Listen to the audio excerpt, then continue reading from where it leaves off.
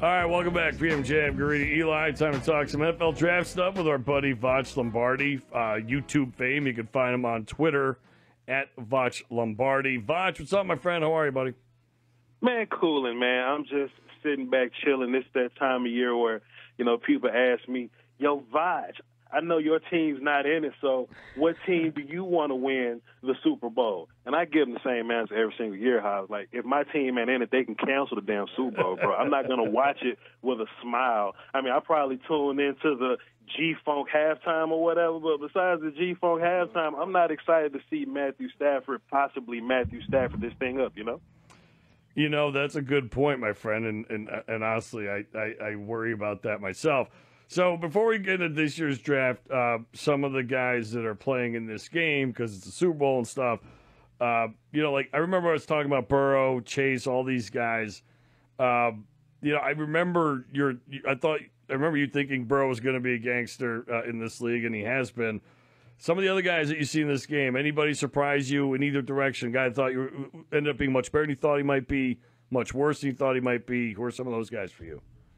One of the jewels of, draft guys, sometimes we'll just be watching players and be like, man, this dude is the best player on this team. And if he had a little bit of help, he would be outstanding. Or if this dude played for Alabama, this would be a wrap. And it was Cam Akers, right? We're watching Cam Akers in Florida State, and it was like, man, where's the O-line? And you would see him do things without an O-line. He would have to create things without an O-line. He'll have to run through somebody at the 0-yard line just to get, like a positive 3 yards or something like that. So just seeing that dude, crazy how modern medicine works. We're going to have to test that man's blood or something. But, I thought he tore his Achilles, yesterday or something.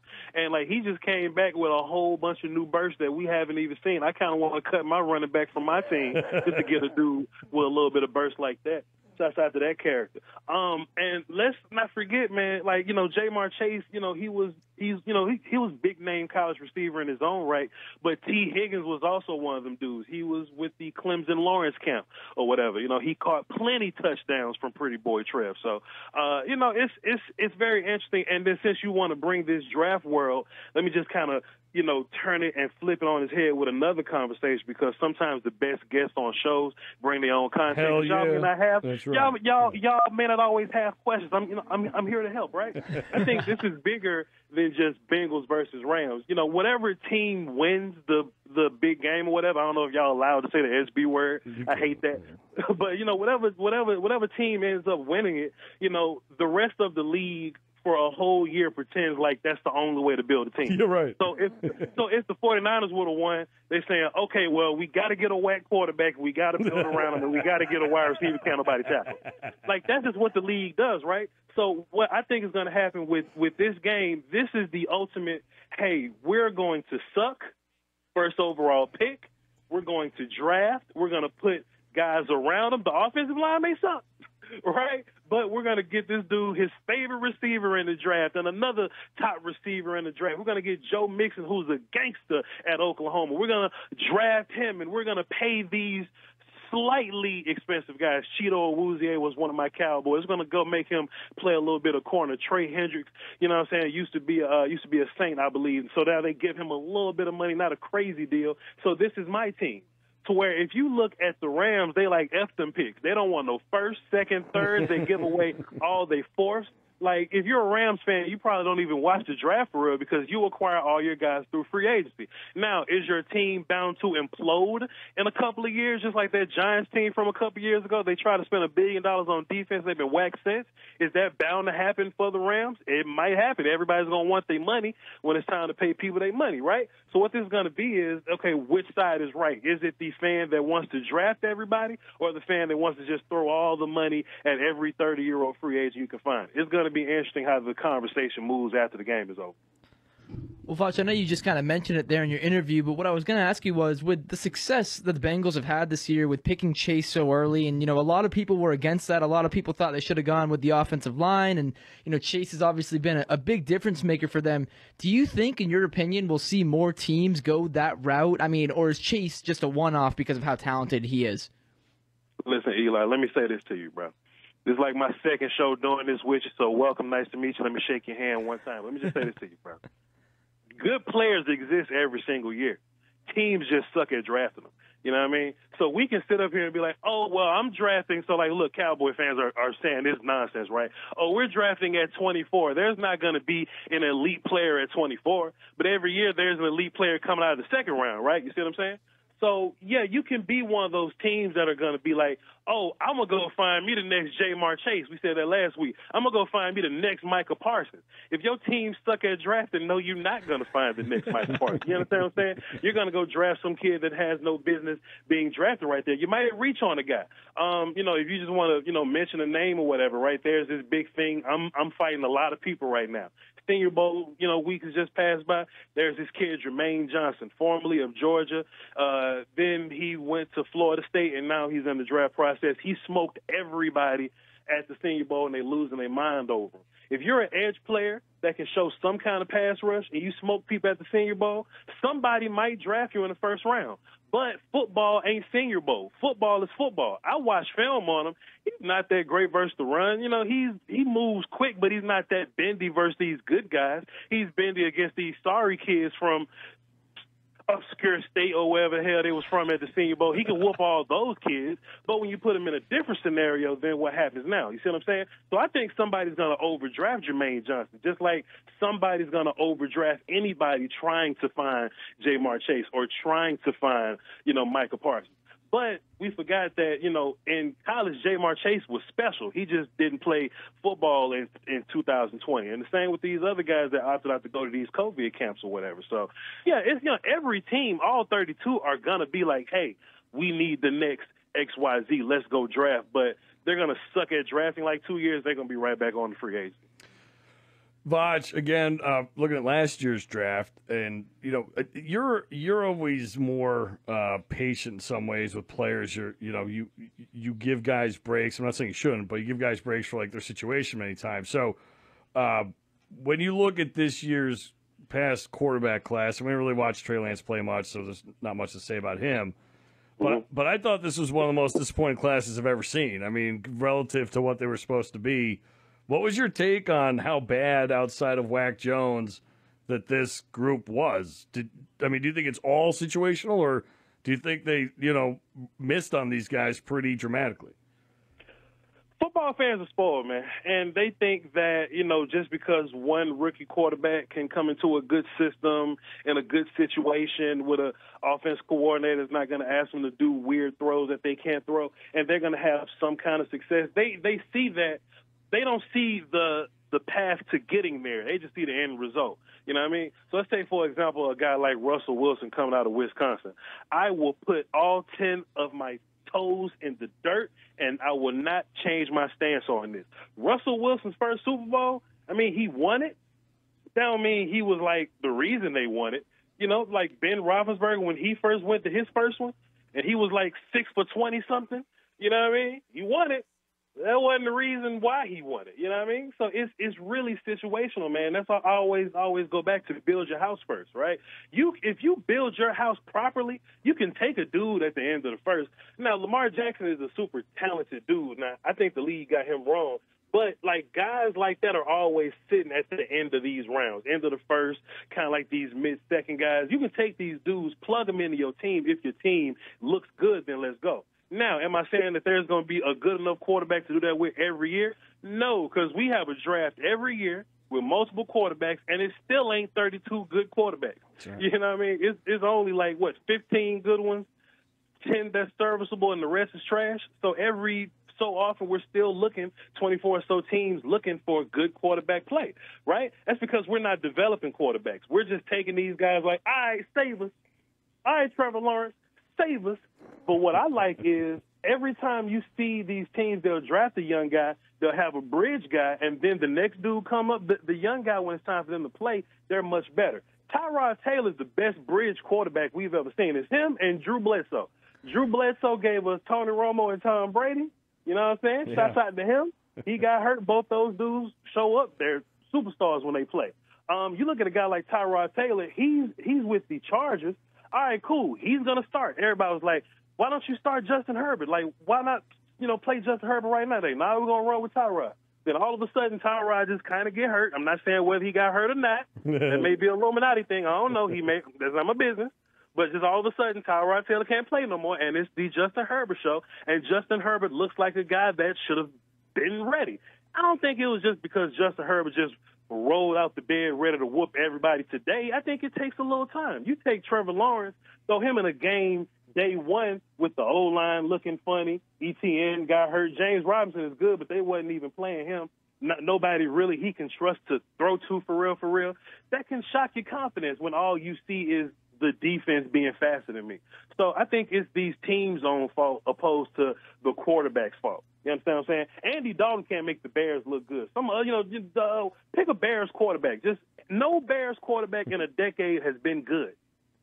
Come on in, Justin. Let's see if you can do it. Let's see if you can figure this out, Justin. It's not going to work like that. So I think there should be a more patient approach. You understand what I'm saying? Long story short. Voch, look, moving over to the draft here real quick. Obviously, we had the Senior Bowl last Saturday, I believe it was. Just kind of, what were your biggest takeaways from that? Was there anything that surprised you from what you saw from the game on Saturday? Just in terms of like practice all week plus the game, the offensive line was terrible. And with the offensive line being terrible, that gives us a bad look on defense. You know what I'm saying? Not a bad look like the defense looked bad, but, you know, if you were going into this thing thinking that there was going to be some competition for the D-line guys, it really wasn't. Which is why I think this whole Jermaine Johnson thing is a conversation to be had for real, right? Like, if Jermaine Johnson whooped up on these Senior Bowl tackles, right? Which is an accomplishment, you know what I'm saying, within itself. Like, shouts out to you. That's still a version of an all-star game, right? But then I would ask myself, what happens if Jermaine Johnson goes against one of those top 3 tackles that are coming out? And he did. He went against Ikem Ekwonu from North Carolina State, and he didn't really do very much against him. You know what I mean? So I think, you know, some of these guys that we got really hyped about in the Senior Bowl process, whether it be Logan Hall from Houston, Travis Jones from UConn or whatever, like, just pick a guy that just showed up and just whooped everybody's ass. I can still say ass on y'all show? Like, that rule hasn't changed? You're good. Good on ass? You're good. We're good on ass. Cool. We're good on ass. All right, cool. So they just showed up and whooped everybody's ass, right? Yeah, you can say they had a great Senior Bowl, they made some money, but I still look at that and go, okay, well, who were they against? What were they doing? Normally, Senior Bowl has a good amount of talent on both sides, but it just wasn't really looking good for the offensive line. But when you watch the game, you know, it's more so about quarterbacks then because it turns into real football at that point. And, you know, the quarterbacks I don't think anybody really made too much money, but I think they more so just got a little more exposure. It's funny. I think Hobbs might be in the Illuminati, man, because Kenny Pickett wasn't really a big name till he told me Kenny Pickett was a big name. And I just started looking just everywhere all of a sudden. Kenny Pickett's all these mock drafts going top 3, top 2. I don't see it, man. It ain't for me, you know, but every year, what I think it is, I call him a combine placeholder, right? We just need a top quarterback to put on our mock drafts until we see guys throw at the combine. It was Brad Collier one year. It was, Cardell Jones another year. It was Paxton Lynch another year. I think Kenny Pickett might just be one of those placeholder guys until we can see, you know, Matt Corral, till we can see Sam Howell throw, till we can see Malik Willis throw. And then we'll reevaluate, and when the mock drafts drop for real, closer to April, I don't think Kenny Pickett's going to be too high in, like, the top 5 or top 10 or nothing like that. He'll be in the 15s, maybe, possibly. But quarterbacks, like, not having, like, a true number 1 quarterback type of guy, and all 4 of those quarterbacks at the top are kind of like that kind of guy that we don't really have a true consensus about. I think that's going to really shake up the draft this year, and a lot of teams are going to make some mistakes, which is fun as long as it ain't my team. What do you think of Malik? Because he ran it great in that game and didn't throw it much and didn't play that much, honestly, so it's kind of hard to say. And clearly he's got a big arm, and he can make all those throws, and he's super athletic. He's a little short, right? And you kind of wonder about that, but he's a thicker kid. And I think he's an awesome kid. I love his interviews and stuff. I think he's kind of has the right mentality and all that. But what do you see when you look at him? Do you think, I think it's tough. I saw him play a couple games this year. It's just hard when he's playing Syracuse. He's at Liberty, right? It's just, but what are your initial thoughts on him? Tell you, man, he's playing versus Syracuse, but he has a Liberty wide receiver to throw to, so it evens out, man. Don't be unfair to him. No, that's what I'm saying. It's like it's hard to say what you're looking at, you know. Sure. Some things I like about quarterbacks, the more you get into draft analysis, like your own personal draft analysis, the farther away you get from like the mainstream analysis, right? So, I think he's a big arm guy, but the big armness about him isn't really what's impressing me. I like the fact that he's fearless. If you can give me a fearless quarterback, I can fix everything else. Timid quarterbacks, you can't, like, you'll constantly hear these coaches like, hey man, let it rip, get the ball out, let it rip, And typically the best quarterbacks end up being the guys that can see it happening in the defense and they just let it rip because they're early. Now Malik got half of that down. He's fearless. He lets it rip. He feels like he can make every throw. Part of his problem is that he feels like he can make every throw and he'll throw that thing to the other team, but he is fearless. Sam Howell is fearless. Matt Corral is fearless. But Malik's a little more, wild than them. But he has the biggest arm out of all of them. So if you could just take that dude, slow him down just a little bit, and honestly, you might not want to slow him down. Honestly, I think he plays his best football as a wild man. I think if you just don't worry about the interceptions, because he's going to throw them anyway, which is why he should go to a team that's built solidly on defense at least, and probably has a good run game. He's going to throw the ball to the other team regardless, but you still want him to make those big throws down the field, and you still don't want him to be afraid to run the football. That's where you're going to get the big production from him. Unlike a guy like Desmond Riddler, who, he can run, but he's like Luke Falk and can run. You know what I'm saying? You want a guy that at least can make some throws, some big throws downfield, and can run and fearless. You see what I'm saying? Voch, just staying on the quarterback topic real quick, what are the chances you think that Bailey Zappi gets momentum before the draft? It seems like to me there's always a guy like that comes out of nowhere. Maybe not this year because there's so many quarterbacks in play. Is he a guy that you think could get momentum in your eyes, or is he just kind of locked in as like a mid-round to either maybe even late-round pick? Yo, Playboy, I'll let you finish your question, man, but it's still February, dog. We got time. Who you say? What his name is? Bailey Zappi. He's the little kid that played at the end of the Senior Bowl. Yeah, he was. And I threw that helium pop up. Yeah. At the end of the game. I fell asleep by then, dog. I was on YouTube. I wasn't doing. Listen, man, I know all these guys by April. We got a long time to figure this out. We got a lot of content to feed the people between now and April. And I hate watching quarterbacks as it is. The only reason I watched the first 5 or so guys because I knew y'all was going to ask me about it. But Zappy, I haven't watched him, my guy. But look, this is what I learned about. You won't like him. That's what I'm saying. That's what I'm saying. Like if it's one of them dudes, I'm not missing nothing. We good to go. Right. Look. Watch this. Write that question down and ask me in April. I have a scouting report on. Voch, we always appreciate your time. Who do you like in the Super Bowl? My team ain't playing, dog. Who do you think is going to win? Let me ask you. Who do you think is going to win? Joe Burrow, man. I think football at this point in the season is about intangibles. It's not really about the best team anymore. It's about who's hot and who's going to do the right thing. And I just think Matthew Stafford in situations like this, and that sounds like a lazy take, but we have evidence of him, being that guy. Joe Burrow, we have evidence of him having ice in his veins and just keeping his composure and making plays. So I think Joe Burrow is going to make more plays. If I was the Rams, I would lean on the run game. I am with you, Voch. Thank you, my friend. It's always good to talk to you. We'll talk next week. VOCHLOMBARDI. Thanks for tuning in. Peace. Later, Voch. Voch Lombardi from YouTube, everyone. You can find him on Twitter at Voch Lombardi. We got to take a break. Your calls will close it out. Stick around.